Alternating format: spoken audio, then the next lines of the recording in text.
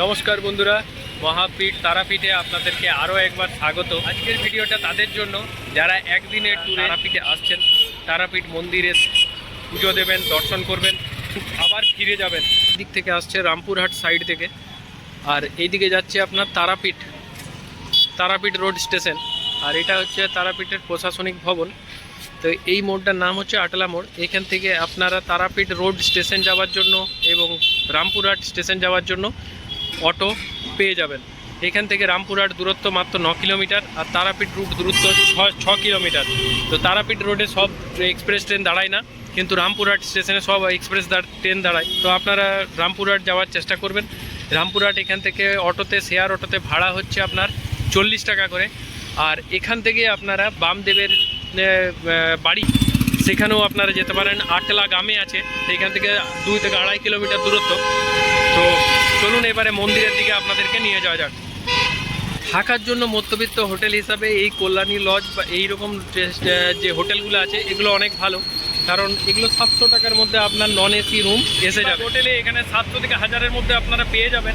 যে আপনাদেরকে বলে রাখি, আপনারা আগের রাত পর্যন্ত আপনারা এখানে চলে আসুন, হোটেলে থাকুন। পরের দিন একদম সকালে 5:30টার সময় মন্দির খুলে দেয়। তখন প্রথমেই আপনারা যদি জেনারেল লাইনে দাঁড়িয়ে যান, তাহলে আপনারা 9টা পর্যন্ত আপনারা দর্শন করে নিতে পারবেন। তো আপনাদেরকে আমি এটাই বলবো যে আপনারা যত সকাল পারবেন সেখানে যে দর্শন করে নেবেন। এই নদীটা হচ্ছে দ্বারকা নদী, আর এইখানে অটোতে আপনার রামপুরহাট স্টেশন থেকে এইখানেই ছেড়ে দেবে। দ্বারকা নদীর ব্রিজটা ক্রস জাস্ট করেই আপনার ডান দিকে তারামা সারণী, এই দিকটাতে দিয়ে যদি যান তাহলে মন্দিরের 1 নাম্বার গেট দিয়ে ঢুকবেন। আর যদি সোজা চলে যান তাহলে আপনারা মণি বিশিষ্ট যে তোরণ আছে, সেই তোরণ দিয়ে ঢুকতে পারবেন। তারাপীঠ যে পুলিশ স্টেশনের অপোজিটে অনেক টোটো দাঁড়িয়ে থাকে। এইখান থেকে আপনারা এখানে সাইট সিনের জন্য টোটো রিজার্ভ করতে পারেন। টোটো 200 থেকে 250 টাকা আপনাদেরকে চার্জ করে, যেটা বীরচন্দ্রপুর ইস্কন মন্দির থেকে শুরু করে আরও যেটা হাঁটুগাড়া এবং আরও যে ছোট ছোট মন্দিরগুলো আছে, সেগুলো আপনাদেরকে নিয়ে যাবে। রামপুরহাট স্টেশন থেকে আসেন বা বিভিন্ন জায়গা থেকে আসেন, কলকাতা থেকে তারাপীঠ, এই দেখুন এইখানে এসে বাস থামবে। আর বাসে আপনারা এলে অনেকটা কম পয়সাতে আসতে পারবেন। এটা তারাপীঠ বাস স্ট্যান্ড।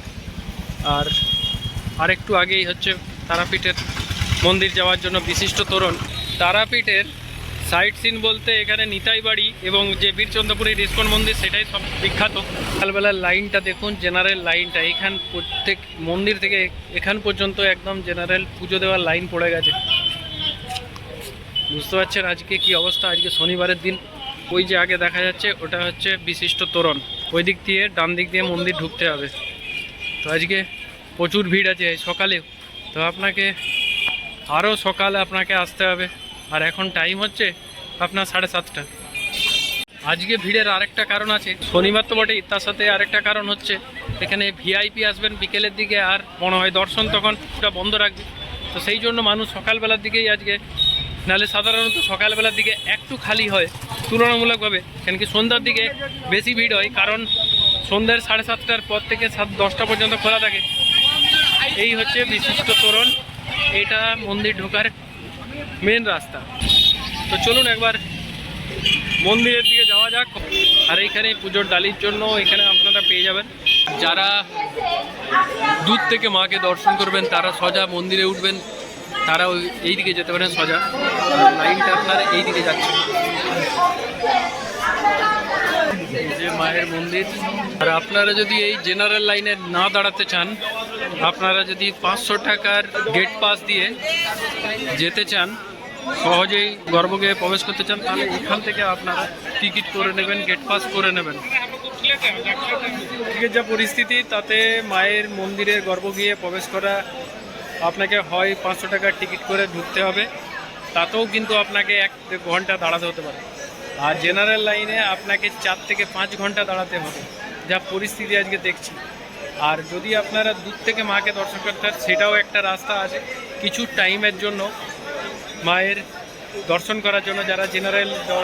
যারা পয়সা দিয়ে যাচ্ছে না, যারা গর্ভগৃহে প্রবেশ করবে না, তাদের জন্য কিছুক্ষণের জন্য কিছু টাইম ছাড়া একবার দর্শন করার জন্য, মাকে দেখতে দেওয়ার জন্য জনসাধারণকে ঢুকতে দেয়, বারণ করে।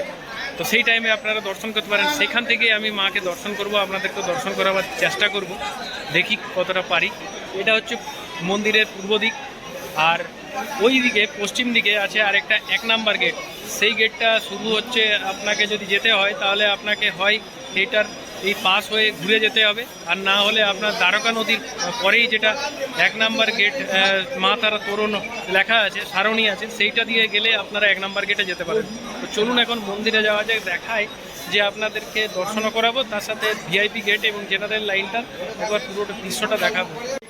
এটা 2 নাম্বার গেট দিয়ে আমি এখন প্রবেশ করছি। আর এখানে ধোয়ার জন্য রয়েছে, যদি হাত পা ধুতে চান সেখানে ধুতে পারেন। এই হচ্ছে মায়ের মন্দির। মায়ের মন্দির উত্তর দিকে গেট। মায়ের 51টা সতীপীঠের একটা, আর এই সতীপীঠ বিশেষ আর কারণ মায়ের এখানে ত্রিনেত্রর বনি পড়েছিল। দেখাই আপনাদের ভিআইপি লাইনটা। এটা হচ্ছে ভিআইপিদের যাওয়ার জন্য ভিআইপি লাইন। এই যে এইদিকে এই যে লাইনটা দেখতে পাচ্ছেন, এটা হচ্ছে ভিআইপি লাইন। এইদিকে হয়ে আপনাকে ঢুকতে হচ্ছে। প্রোটোকল গেট, যারা প্যারামিলিটারি, পুলিশ পার্সন, বিভিন্ন বিশিষ্ট গণ্যমান্য তারা ওইদিকে ঢুকতে পারেন। এটা ভিআইপি লাইন, এই যে দেখতে পাচ্ছেন।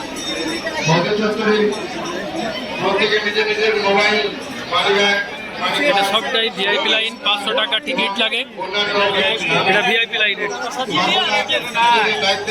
আর এই সামনেটাতে এখানে যে কেউ যেতে পারেন, এখানে জন্য কোনো পয়সা লাগে না। এখান থেকে মাঝে মাঝে মাকে দর্শন করিয়ে দেয়। তো এই জায়গাটা থেকে দেখবো। ভাই সকালে সত্যি অসাধারণ ভিড়, সকালে সাধারণত খালি থাকে। আর এটা চন্দ্রচূড় ভৈরবের মন্দির। এখানে শিবকে এখানে চন্দ্রচূড় ভৈরব রূপে পূজিত হন।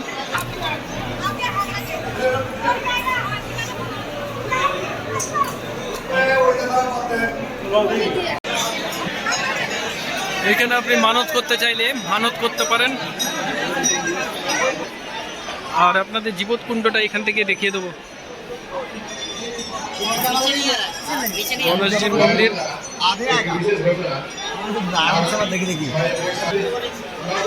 এটা হচ্ছে জীবৎকুণ্ড। এইখানে জলে নাকি স্নান করলে সব রোগ জ্বালা মুক্ত হয়। আর জেনারেল লাইনটা আপনার ওইদিকে আগে দেখালাম, ওইটা যে সোজা ঘুরে তারপর ওই পাশ দিয়ে আসছে। আর এইদিকেও আর একটা লাইন আছে। আর এখানে মোবাইল জমা দেওয়ার জায়গা আছে, মোবাইল আপনারা জমা দিতে পারেন। গর্ভ গিয়ে মোবাইল নিয়ে প্রবেশ নিষিদ্ধ আছে। জীবৎকুণ্ডটা এখন পুরো 4 সাইডে ঢালাই দিয়ে তৈরি হচ্ছে।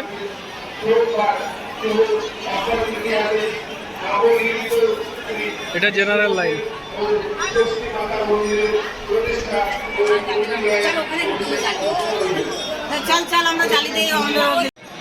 মায়ের মন্দিরের সামনে যে সাধারণের জন্য যেখানে প্রবেশ করা জায়গা, যতটা পর্যন্ত প্রবেশ করা যায় ততটা পর্যন্ত যাব। এই যে উপর দিকে এটা জেনারেল লাইন, আর নিচের দিকে যেটা সেটা হচ্ছে আপনার ভিআইপি লাইন। ভিআইপি লাইনেও আজকে বিশাল ভিড়, বিশাল ভিড়। আর এখানে আছে বিষ্ণু নারায়ণ ষষ্ঠী মাতার মন্দির। ষষ্ঠী মাতাকে দর্শন করে দিই। বিষ্ণু ভগবান ষষ্ঠী মাতার মন্দির।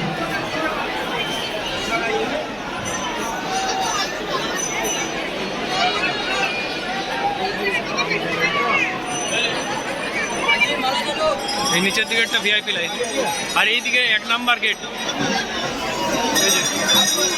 আর এইখান থেকে আপনারা মাকে দর্শন করতে পারবেন। এর পর্যন্ত আপনারা কোনো বিনা পয়সাতেই ঢুকতে পারেন।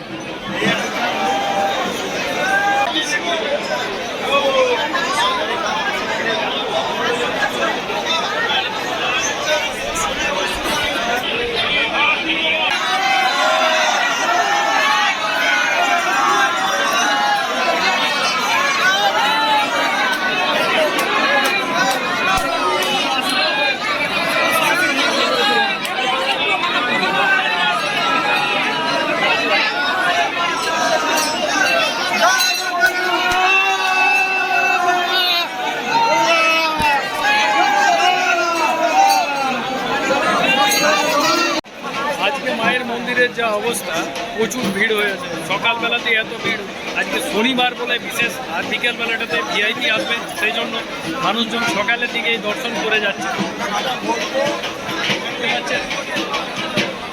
দূর থেকেই আপনাদেরকে দেখালাম, যেখান থেকে ভালো দেখা গেল 1 নাম্বার গেট। আর এই গেট দিয়েই আছে আপনার মহাশ্মশান, সেখানে যাবো একবার। মহাশ্মশানটা আপনাদের দেখাবো। মন্দির খোলা এবং বন্ধের টাইম টেবিলটা আপনাদেরকে একবার জানিয়ে রাখি। সকাল 5:30টায় মন্দির খোলে এবং বেলা 12টা পর্যন্ত মন্দির খোলা থাকে। তারপর আবার অন্নভোগ মায়ের দেওয়ার পর 1:30টার সময় মন্দির খোলে, বিকেল 6টা পর্যন্ত খোলা থাকে।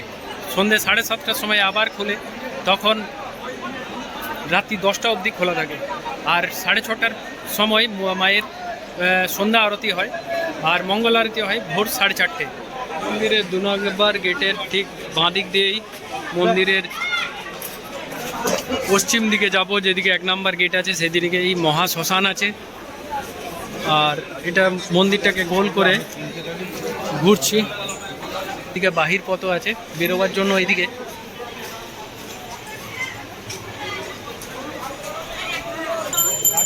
আর এইদিকে যে 1 নাম্বার গেটের লাইনটা, সেটাও এই দিক থেকে পড়ে গেছে, মানে দুদিক থেকে আছে এইদিকে লাইনটা। আজকে এখন আমি যাচ্ছি মহাশ্মশানের দিকে।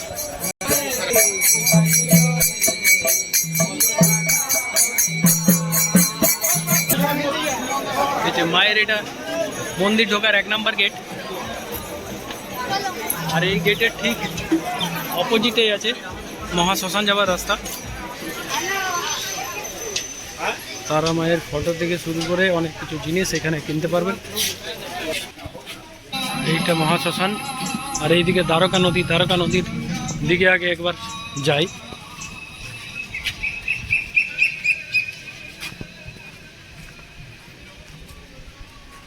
সাধক বামদেবের ঘাট, সাধক বামদেবের ঘাট এটা, আর এটাই দ্বারকা নদী।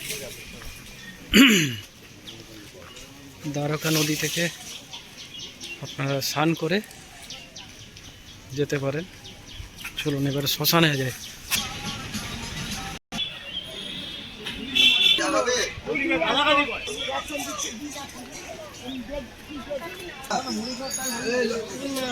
পুরোটাই শ্মশান চত্বর। এইখানে মেন চুল্লিটা রয়েছে। বামদেব সাধনা করেছিলেন এখান থেকে, তার জন্য সাধনার মহাপীঠস্থান তারাপীঠ মহাশ্মশান। বৈদ্যুতিক চুল্লি। কৌশিক অমাবস্যায় সময় এই জায়গাগুলো সব ভরে ওঠে। সব সাধক করে, তন্ত্র করে সিদ্ধি লাভ করার জন্য।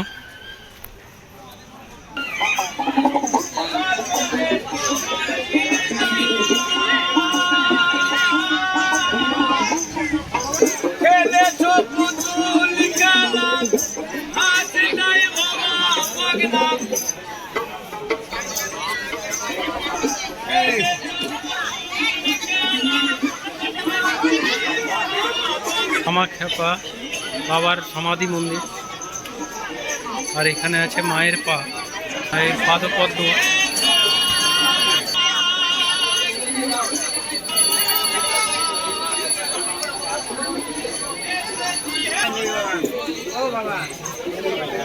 এইখানে বলি হয়। শ্মশানের এটা আশ্রম এরিয়া। এখানে খাওয়া দাওয়ার ব্যবস্থা সাধুদের জন্য আছে, মা তারার ভক্তদের জন্য। শনিবার শ্মশান থেকে মায়ের আবার 1 নাম্বার গেটের কাছে এসে বাঁ দিকে মা তারা সারণী হয়ে একদম উঠবো দ্বারকা ব্রিজের উপর। এইদিকে রাস্তাটা একবার দেখিয়ে দিই আপনাদেরকে। আপনারা চাইলে এইদিকে হয়েও আসতে পারেন, 1 নাম্বার গেট দিয়ে মন্দিরে প্রবেশ করতে পারেন। জুতো রাখার জন্য আপনারা এই যে জায়গা থেকে আপনারা ফুল প্রসাদ নিচ্ছেন, প্রসাদের জন্য ডালি নিচ্ছেন, সেখান থেকে আপনারা সেখানে রাখতে পারেন, অথবা আপনাদের নিজের ইয়েতে ভরসাতে মন্দিরের বাইরে রাখতে পারেন। আপনারা এখান থেকে পেড়াও নিয়ে যেতে পারেন। পেড়াগুলো খুব সুন্দর। কত করে কেজি গো পেড়া? 360 টাকা। খুব সুন্দর পেড়াগুলো এগুলো। একবারে উঠলাম আপনার এই সারণী হয়ে। আর এটা হচ্ছে দ্বারকা নদীর ব্রিজটা। তো আপনাদের যদি কিছু জানার থাকে তাহলে অবশ্যই কমেন্ট করে জানাবেন। হ্যাঁ, একটা কথা বলে রাখি, এখানে বেশিরভাগ হোটেলের আপনার চেক ইন টাইম হচ্ছে আপনার বেলা 11টাতে। তো আপনারা এই মন্দির থেকে সকালেই দর্শন করার পর তারপর আপনারা হোটেল ছেড়ে দিতে পারেন, তাহলে আপনার একদিনেতেই আপনার কমপ্লিট হয়ে যাবে।